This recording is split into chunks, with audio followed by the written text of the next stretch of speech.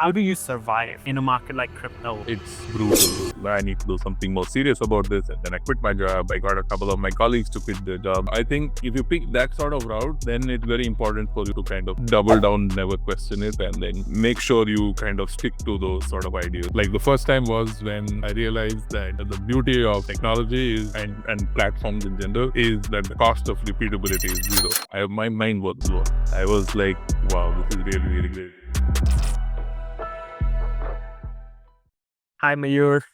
Thank you so much for coming on the podcast. The podcast is about fuck around and find out. And knowing that for most people, it's just been like, okay, they somehow stumble upon like crypto and they find it like, oh, I can make money here. And that's the first intention. But your journey has been very, very different from the other angle of like going from SaaS products to discovering how do we build products that scale.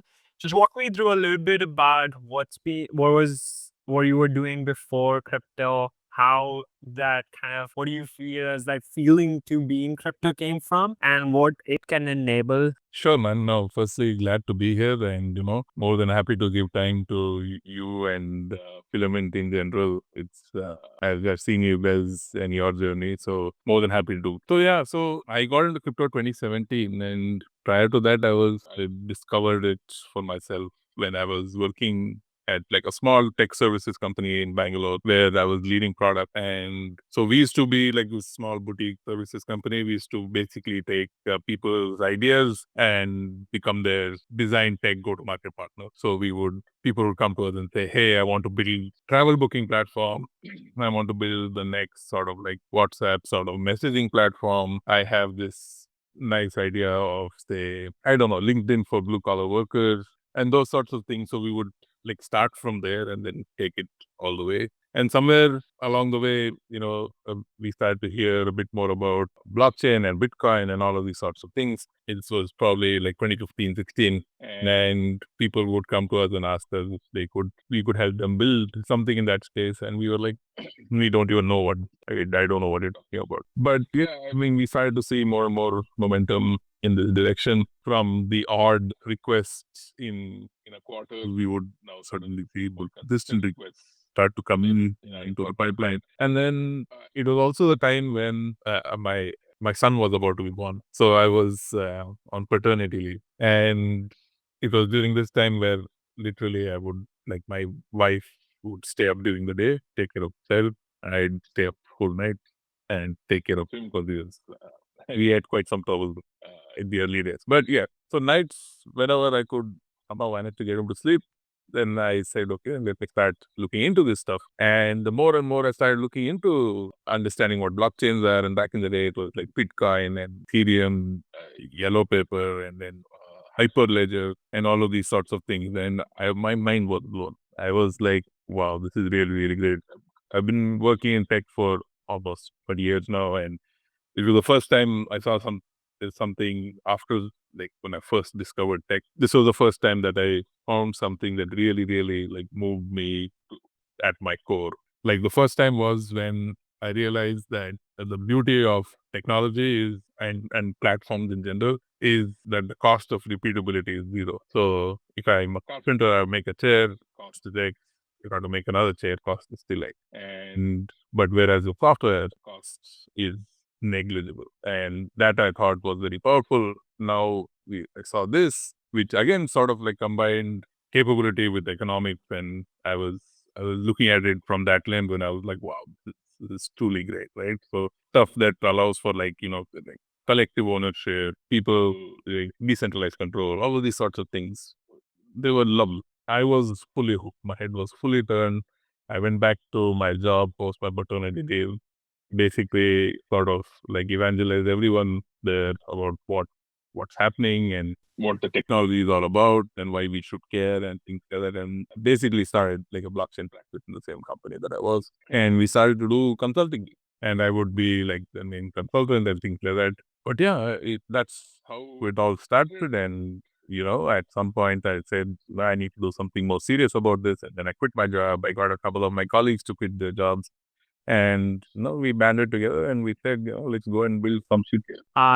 That's amazing. Almost like I feel like now that I am doing more of that product building, it's just like the glimmer in eye you get when you find something really interesting.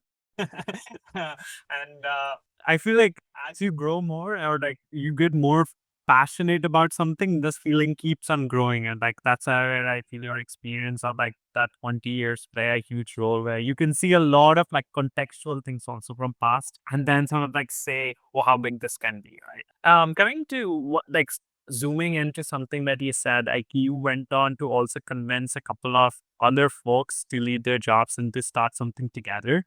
This is like a general thing, which is like, for example, you can have great ideas, you can have a lot of capital backing you, but ultimately it comes down to is how that founder relationship at the end of the day, how it's being played out, right? So that's the most important part. How did you go about it, one, choosing that these are people I want to start Arcana with, and what was their response, and like how did it all play out? Yeah. So the two guys that became my co-founders, Arvind, Abhishek, who you know well, they were basically guys I hired in my previous place of work. And for both of them, it was their first job. I was working very closely with them. I sort of had I would just say mutual respect and things like that. Arvind is obviously a very non-technical but dreamer, seeker sort of personality. Abhishek is the opposite, where he's extremely technical, very, very pragmatic, is not going to fairly risk averse and all of those sorts of things. When I decided that I wanted to do this, I could see that these were the two guys who like immediately sort of got the value proposition here, because fundamentally, like something like what Ethereum promised back then, there could be a lot of skepticism associated with it, but you could also, if you can see that future and what it promises, then a dreamer like Arvind can like easily associate that, I want to build a future here. There's a potential for a career. Just this new novel way of achieving this stuff in terms of like the technology itself, I think appeal to Abhishek. And that's sort of that same glimmer in the eye sort of thing is what I could also see with them to some extent. And it was just basically the marriage of the two. It was like, okay, so there's one guy who sees the potential and how far it can go. There's the other guy who wants to really explore something that, typically as Indians have not had the chance to be at the forefront of technology because of information asymmetry and things like that. We were definitely late to Web 1.0. We were fairly late to Web 2.0. The whole notion of India being like a sweatshop for services company after services company and things like that are doing mostly like back end work, not very avant-garde. No startup culture was there, but not there in a sense. So obviously all of that has changed significantly since. But this was probably the first time ever where that lack of, because of the internet, there was no information asymmetry. People in the West and people in the East were basically discovering technology at the same time and could equally contribute. That I think appealed to someone like Abhishek, that he can really do something at the forefront of burgeoning new technology. So yeah, that was sort of like what made all of this happen. And of course, we had a great relationship amongst the three of us. Knowing all three of you, I can see like how well that tech relationship has played out. It's just like, yeah, I remember Abhishek sitting on one corner with his headphones on, and that's what he would do whole day, like zero in cut. Like that's like, and you would see his keypad like always making noise, and he's continuously great. Arvind, like you shout out to him. He's more closer friend, because like he would always share ideas, come back with feedback. Always, okay, this can be done. Back at the time, was building Cosmos India, so he was the first person I would take any idea to. It was doing good time. Coming on to is like he said that there's this bargaining technology, the possibilities it has, what it can enable.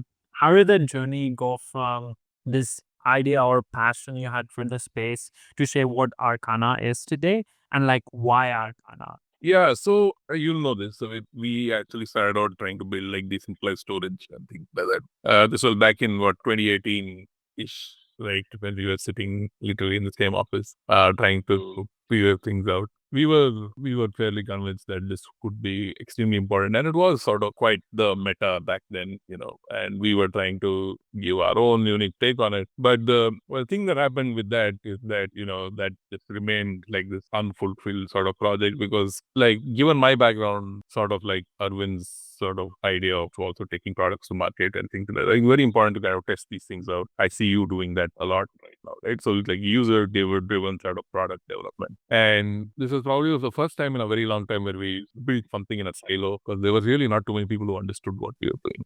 And so we built it and we took it to market, and nobody cared. Right? Decentralized storage is really not something that's solving anything for anyone. What we had to sit and think about is why, because the value proposition in our head it's so clear. Then it started to become abundantly clear to us that we were obviously in this echo chamber where we are telling ourselves this is world changing technology, whereas the outside world is like, what is it? I only care about robustness. I only care about cost. I care about brand, and these are the things that I want. And you're giving me things that I don't really need, because what is decentralized storage? End of the day, is it as fast as centralized storage? Probably not. Is it as available as decentralized storage? Maybe yes, but at some scale, probably not. And is it cheaper? It again at scale, yes, but right now, probably not. And the only real benefit to decentralized storage is censorship resistance, which most they don't really care about, because they want to build products that work within like the guardrails of whatever regulations in whichever geography they live, and or their users live. And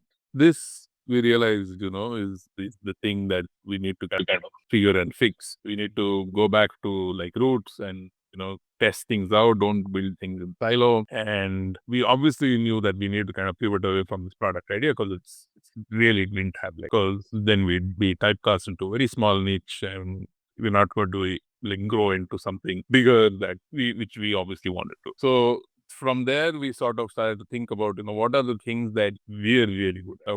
What is our strengths? Because if we don't play to our strengths, then, we are not going to go very far. And because the blockchain space was becoming increasingly like tech-centric, and, there are all of these people with all of these ideas within the space that almost force you down a certain direction. And if you don't, then you're like a parat. And it's a conformist way of thinking, and which is so ironical for this space.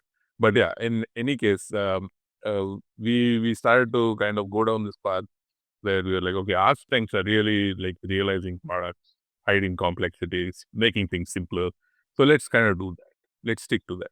Let's use our technical know-how to be able to kind of, mask complexities with the right, and use our product know-how to, make the right set of trade-offs when it comes to the things like security, speed, user experience, all those sorts of things. So that is how we sort of pivoted away from like a pure hardcore infra product to something more, which was more like more B2B to C. And, being able to like affect the lives of end users was something that we felt was strong suit, and we can make this happen. And other developers would just be like sort of vehicle for making it happen. So yeah, that's sort of been the goal, and that's how things evolved to become Arcana as you see it today. So do you think like this journey of building in silo and then sort of like facing challenges as you take that to the users made you to shift to a decision like building Send It, which was like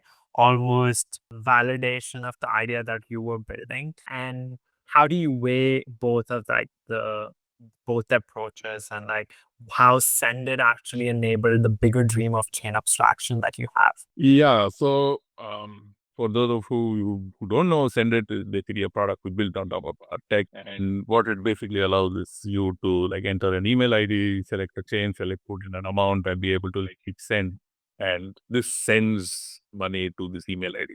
But what it does behind the scenes is this: now this person may not even know anything about crypto, but now this email ID to which I've sent money essentially has a wallet now associated with it, and it's fully around custodian, and people can get hold of this money. And this was made uniquely possible through our tech. And the way this this came about was we started to realize that this slightly unique thing about Web3 as it stands today. And once you see it, you'll see it all over the place.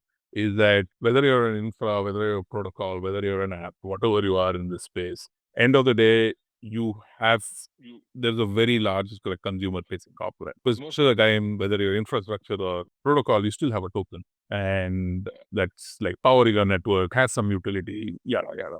And so there is no escaping from it. You simply cannot like operate in the shadows and like nobody knows about you and things like that, because there's so much weight placed on how active are you on Twitter, how active are your founders, and are they well known, are they respected, who's backing you, do you have the vibes, are you cool enough, and all of those sorts of things play into someone's decision making of adopting your technology, right? So even if you're B2B, you need all these sort of like components. And to be honest, none of my co-founders, almost no one in the team really very good at any of that. And so we were like, we need to find another way to make this happen, right? We've been trying and trying to become like the extroverted, extremely witty, meme posting, replying is, but it's really not happening. But so what can we do to kind of replace that? How do we get people's attention, start capturing mind share? And that's when it became sort of clear to us that what we should do and what many others were doing is basically, even if you're like a protocol, even if you are infrastructure, one of the best ways to market yourself is through a consumer application, right? So the idea is very simple, and the guys at Farcaster have done this. There's so many people, many examples, right? Where we said, okay, so we can't go on explaining our tech to normies, to people looking at just our token, retail buyers and things like that. We need something else. We need another vehicle. And then it was that vehicle. And we were like, this is a neat, simple product. Everyone will get it, understand it. It has utility. And we may not have the capability to really like make this like into one of the best products within the space, at least not right now, but that's fine. As long as we can try and capture like the imagination of the 50,000 or 100,000 people, we would have done a pretty good job. And yeah, so that's how that idea came about. And I think we did capture the minds of more than 100,000 people. So It's a very good point that you bring in this, that like how difficult it becomes to convince people just to use your technology based on every factor that's out of your control, like out of your core product, right? So there are two ways which like you kind of touched upon both. As one, either you are able to have that vibes and people just use your product for the vibes, which is like the era we are entering, right? So for example, I talked to my brother, and the only statement he gives, like he's like probably on the other spectrum of Gen Z plus like Gen Alpha closer, is like, bro, I'm not vibing on this. So I would say, take this opportunity, is like, I'm vibing on this. How does that vibing kind of element plays into your decision making? And I think so. The other aspect is this: if you build good products, they would ultimately market themselves, right? So, and now that I see you almost going from building this nice product, which you said, like, hundreds of thousands of people using, to now being also a reply guy on Twitter to almost like protect the potential of chain abstraction. And I feel like everyone who feels, and the reason why I ask is that still in crypto, tribalism is like probably the biggest factor of your adoption. Right? If you are a Solana project, then if you demonstrate that, then more users are gonna come in, and everyone wants to show which chain they are on. And that becomes as like, do people really want to abstract away the chain or make that shift? And this is sort of like what crypto dilemma looks like right now in terms of the user approach. So just walk me through what your thought process is like, and being this like almost now patron for chain abstraction community, and talking where does like what how does Arcana kind of enables that vision? yeah, so a bunch of things to sort of unpack here. So I think firstly, just to like contextualize all of this, what we've seen in our journey it's been almost 5 years now that we've been building stuff in this space, is that vibes are very important. Branding is very important. Lack thereof is like a big problem. And we know this for a fact because we had working product which we think were better than the competition. And we would take them to potential customers and they would still want to work with someone who had an inferior product that costed more money, but purely because, that association with this service provider would probably, give them more brownie points, make them look more, it legitimize them to a certain degree and things like that. It's in that sense, this like crypto infra building and more importantly, crypto infra distributing is not democratized at all. No, there are the haves and the have-nots, and there is a game to be played, and there is no escaping. That is why, even this notion of, build good products and if everything will work out for you, actually it's not true for crypto. It's not right. You need to be on top of your game when it comes to this other side of crypto, which is actually any product really, is the distribution aspect in general. But there's a way to do it and do it well in crypto, in Web3 space. So sort of like with that context, so this is just to kind of help you like realize that I fully get it when you say that, chains and tribalism, chains that are brands and things like that. It's very important. All of these chains at the end of the day have a token. Chain abstraction, what it does is trying to sort of relegate chains to become like the backend, akin to like an AWS, GCP, and things like that. But chains wouldn't want to necessarily do that. They don't want to be like, the silent back provider because they have a very active front facing product, which is their token. And they wouldn't want to like for that to go away. I fully understand why that is because we are like that ourselves. So how do you still sort of like make it work, right? So I think our approach to this is we are trying to figure out like what is the best sort of positive sum approach to this. Because to be very honest, it feels very logical that, users are going to start just using apps, not worry about what chains those apps are built on. As long as they see an app, they trust the app, and there'll probably be trust markers for apps that will emerge, and either apps will figure this out or it become like an industry standard. Back in the day, I'm old enough to kind of remember this is when e-commerce sites used to launch in the early 2000s. They would have like very signed certified or McAfee secured sort of labels and badges in the footer. And that told me, yes, this is safe to transact, right? So yeah, and then over time, then you start having SSL, and then the internet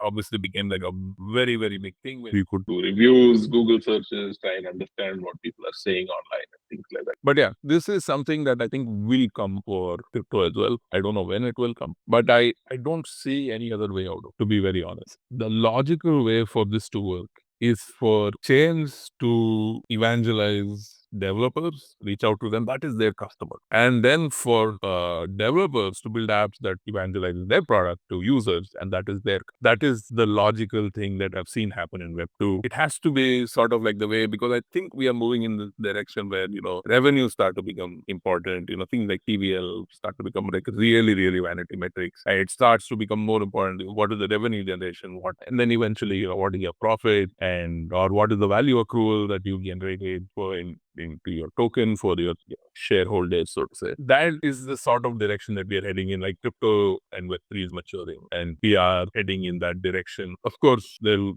always be things very different and native to like how we do things in this space as opposed to like typical Web2. But this seems like the logical way forward. And chain abstraction sort of like just like hastens that whole process. Because what they're telling the user is hold funds on any chain, transact on any chain, and actually hold funds on any chain, but transact on any app on any chain. It really should not matter. And while we can like debate things like, how every block space is not fungible, every chain has its own sort of security model and differences and things like that, that sort of like starts to go away. Because if you look at, you have assets like USDC, USDP, ETH, and all of these sorts of different assets that are omni-chain, like exist on so many others. And I'm not even talking about the rack version. I'm talking about native. And if these guys are treating them as fungible, then who are you to say, oh no, my blockchain very different from everyone else? If it is truly different, then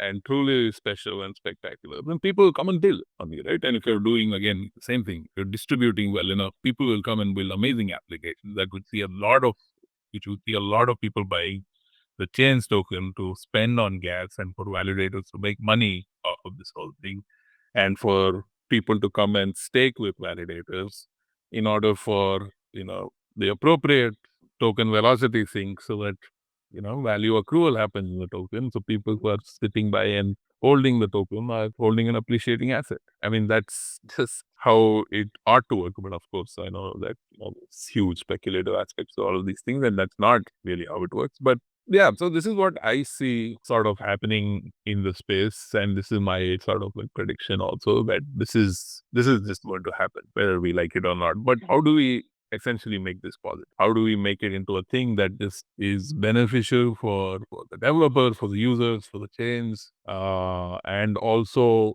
for like the space in general? Like, how do we move forward? Because you know this, right? We started out being part of the scam industry, hammer looking for nails, solution, looking for a problem. And now we've been getting legitimized more and more and more as time progresses. So how do we kind of reach that inflection point where people are like, okay, so this stuff is now, we can easily put it to bed and we don't have to discuss this ever. And I think just moving towards that direction is the most important thing that we need to do, and try and play positive sum games along the way. This is a interesting aspect of like how you said, like, the application builders would actually be the ones who bring users, and like chains will focus on getting like these applications that can bring in users. We've seen that with Solana so well, right? So ultimately Solana went on to like evangelize for builders, and ultimately those builders have brought in now so many different users into the ecosystem, whether it's meme coins or anything. Now people can talk about it, but like these, what Solana was able to do was get these people who would build meme coins ultimately on Solana, right? Everyone wants to build meme coins, but not that every chain has meme coins that are like blowing up. So, and I can say that as a builder, that I feel like that really matters. If you are on a chain that really works along with you to like almost strategize how do you get users, that plays out. The other thing I feel like, and this is like hats off to Arvind too, like, so there's a huge conversation I had with Arvind, is like sharing with him data from almost like a beta and testnet. And one thing we realized is this interesting fact that we found out, that if the user is not able to take first action on your application within first 15 seconds, the drop rate is more than like 75%. That's like only like 25% of your users will ultimately go beyond that 15 seconds to like take the first decision. Otherwise, like there are too many applications I can try out. Almost like becomes that sound. Yeah. And I feel like in our journey, that has become an interesting part where like chain abstraction almost allows you to do that. It's like on one click I can bring my USDC from all chains. So I'm not doing even like these atomic transactions from each chain to bring my USDC in consolidation first to an application and then starting to transact. So that's why like I have grown in like deep into like, okay, chain abstraction really makes sense from at least a builder perspective, right? Or where you're trying to get the users or clients I want to do that in just one click. Yeah, no, so I mean, let's take your example itself, right? So you guys are building this perp deck on Say, and is Say the most used sort of blockchain there is? Does it have the most TVL? Does it have the most liquidity? Does it have the most users? No, right? That is simply not the case. But you chose to build it for whatever reason. Now this reason could have been like the uniqueness of Say when it comes to like, like the technology itself, right? Is it probably fast enough for you to be able to reasonably run, filament on it? Or did they give you like a massive graph? Did they open up doors for you? These are business strategy sort of like, and all of these are the things that need to factor into your decision making, nothing else really. But the fact is that you can build on Stave and not need to go multi-chain, but give your user a multi-chain. So end of the day, when someone has to use your platform, and like you said, 15 seconds, if in that first 15 seconds, if you manage to like get me onboarded, but if you're telling me, oh, oops, you don't have any funds on Say, and I'm like, yeah, because I've never used Say, and I don't know what, and then you're going to send me off to a bridge. That is, then you probably lost me. Then I'm like, if I don't know you, then I'm probably never coming back. But if I know you well enough, and I to try this out. And I'll probably still say, okay, I'll probably do it later and think. So that churn is real. This is a big issue. Like how do you get these apps, real users and usage that does not die out once the chain stops its incentive or it? How do you make that happen? If we don't produce that conducive environment for developers to build and attract users to like build somewhere and get users from anywhere, then we'll keep playing the same sort of like it'll all be just technology theater and nothing, no advancement, nothing will happen. Now, sort of like changing your gears a little bit, you talked about decentralized storage, building that inside or going out, and sort of that not working out, figuring out a new problem, sort of like iterating on it. All of this has taken like a lot of time, a lot of investment in terms of efforts to reach here. Most teams just like sort of die out in this period. They lose motivation or they jump onto something next that's more exciting. What do you think was like this ingredient for you guys to sort of stick to a problem statement that you picked for, solve that, navigate the markets? So you're kind of like, how do you survive in a market like crypto, which like in one cycle can be like almost like a new world, right? So, and how do you stick to that one problem statement that you continuously want to solve for? Yeah, I mean, it's brutal. It's really, really hard. Been like I said, building in this space for 5 years now, and really, really tough to kind of make it and make it well on your term. I think that's very, very, very important. The thing is, if the, there are games you can play and not only survive but reasonably thrive, but you always have to ask yourself at what cost. And if the cost is not something that you're willing to bear or hold on your cost, there is the more sort of like, I don't want to sound like I'm being sitting on my high horse and speaking down, but it truly is that if you want to build with high integrity, then there are only so many avenues for you to be able to do it, and it's going to be the harder road and things like that. But at least your conscience is clear, your reputation is intact. You people outside are not calling you a bad mouthing you, and you don't lose your sanity in that. So I think if you pick that sort of route, then it's very important for you to kind of double down, never question it, and then make sure you kind of stick to those sort of ideas and principles and try and make it work. And what we've realized along the way is that there are a few ways to sort of make this work. And number one is you have to stay relevant in this space. So adapting, pivoting, updating is constant. It's like if you stop to do that, then you're going to die for sure. I thought that is a very important aspect. And then, but once you pick a space, place your bet, then you hold, you stay for a long time, and you see it through. And then there is value that markets and industry place on people who behave in this, people who are able to see things through. I know I know myself. So many people and projects who simply been moving from idea to idea to idea, all these years and things like that, never really putting anything out there and stuff like that. And they get by. Many of them have died out and things like that. So the market values these people and these things lesser. There'll always be these people who come back and, okay, this cycle, this is what I will do this. This cycle, this is what I will do this. And so it's a fine balance that you have to strike between like the relevancy and also seeing things through. And at some point, those two things need to click: right place, right time, timing, and also like your idea that you are doubling down on and going to see through to the end. So that, I think, is what has sort of like helped us.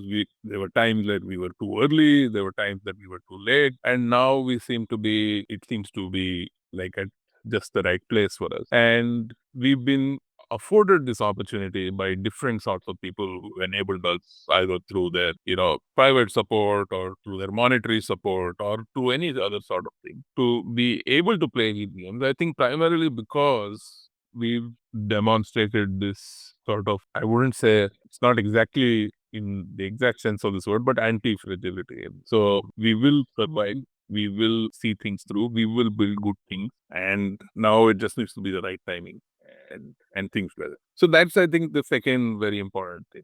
And then I think the third thing is just being able to sort of learn from mistakes. And if you can demonstrate that, then again, markets and people place a lot of value in it. I think in the early days, we made mistakes and we didn't really learn from them. There was probably like an acknowledgement of mistakes, but then, it's like repeating bad habits in a sense. That is something that I think we've sort of successfully over time been able to sort of like demonstrate that we can and are learning and are adapting and are changing our ways and when fixing problems where they exist for us and while trying to make sure that all of these other things are there. So basically, if you are able to sort of like play this game on your terms but demonstrate some of these sorts of things, that you realize what's hot and what's relevant and you're able to kind of see things too, then people will place value. So short-term relevance, long-term integrity, and like delivery is like what like makes sure that it's almost makes you anti-fragile over time. Fragile. Coming down to this sort of last component of the discussion is that you can build companies that get very exciting at first. They can generate revenue as well, but then they might not survive the next market. At least in crypto or any new industry, we've seen that a lot. We're seeing it similarly with AI. But what piece I have learned talking to a lot more people is that the culture that you build in a company is what sort of like ensures that you survive. And even when the days are great, then you just don't lose your grip. And when days are really bad, you actually double down on that grip to like stay intact. How at Arcana you have been able to build that? What do you think are like at least two things that young teams can do to ensure that culture stays there? Yeah. So I've been truly blessed by having a bunch of people around me to work with, like, just make things happen. I sometimes like will sit on this side of the screen and tell people we have to do this. And the next day I'm saying we have to do this, things like that. But luckily, people around me will keep me in check. This is too wild. We can't do this. And but at the same time, we have people who will just do magic and they'll be like, what you said is already done and it's implemented and things like that. I'm like, wow.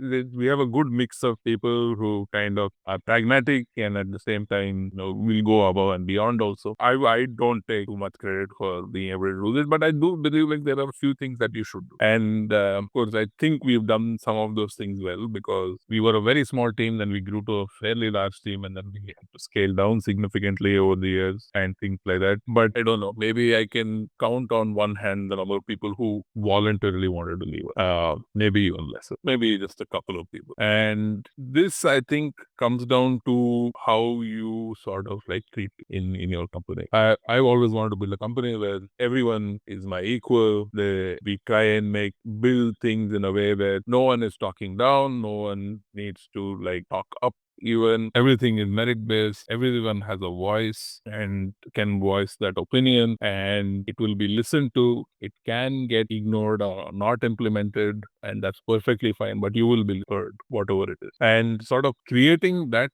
sort of like thing has always been my goal, because to succeed, it's very important that all of these people and things, people ought to be motivated and come into switch on their computers and come into work and feel good about it. Because if you are not, then it's a job. And if you're doing a job, then your heart is not in it, and it is going to show in what you're doing. And especially at early stages of startups, I think it's very important for people's heart, for them to want to do it. So it should be challenging. It should be, something that is not placing insane demands on people, their time, the capability, the skill, and all of those sorts of things. So it has to be a good mix of these sort of things, which I think we sort of managed to achieve to some extent. Like, for example, we don't, and this we've done at personal cost and to cost to the company also in a certain sense. It's like, we don't place undue demand on people. People are free to work their hours. They only have a responsibility to finish whatever they take up. So it's about, giving people that sense of responsibility and ownership. Because once you place people in those sort of positions, only two things can happen. Either they come through or they don't. And if they don't, then over a period of time, then they're not a right pick. Right. they're not the right fit, and then you need to kind of fix that. So that I would say is I think very important. We can get really caught up in this idea of, oh, this is startup and this is we need to go 100 miles per hour, a speed of light all the time, and things like that. Because if we don't, then this is dog eat dog and things like that. I never wanted to build that sort of. Thankfully, I haven't, because what it has given us, that the cost of speed, perhaps you could say, is perhaps like the sense of belonging for people, and this sense of like anti-fragility to some extent. Like when tough times come, no one's backing out. No one is saying no to work. No one is saying, "Oh no, I'm feeling low today." And no, times are tough. Everyone sort of like stands up. So that I think is been very endearing for me to see team, and I know I have great people who help me enable this sort of like culture and way of working at Arcana. That's amazing, and I can vouch for that. Is that Arcana is like at least one general notion is it does good by things,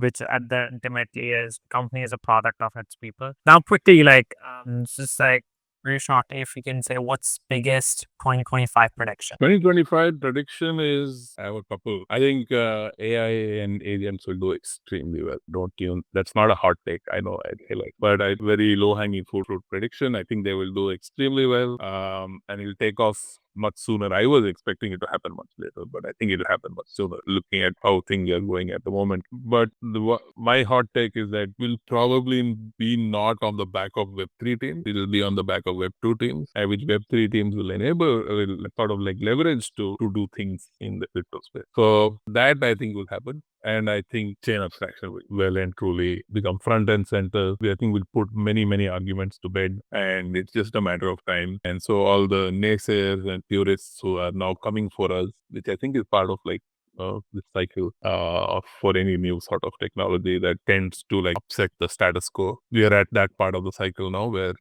people will fight you, and it's very good. It means that you're not being ignored. You're very relevant, and I think that will last for a bit. I think we'll put many things to bed, and the products and the adoption will speak for itself. And thereafter, I think you'll be 10x out of UX space where people will just start using apps and not care about where the funds are or where they need to spend it. Amazing. It was a great conversation in depth about thinking from like how do you really go about building strong products, the psyche behind it. I really love that vibe analogy. A lot of people actually don't talk about it, but it's very like a real problem that you discuss. Again, thank you so much for joining and always rooting for Arcana. No, likewise, brother. I know, more than happy to give. I did into it was a great conversation. I didn't realize how we've gone over time here, but great talking to you.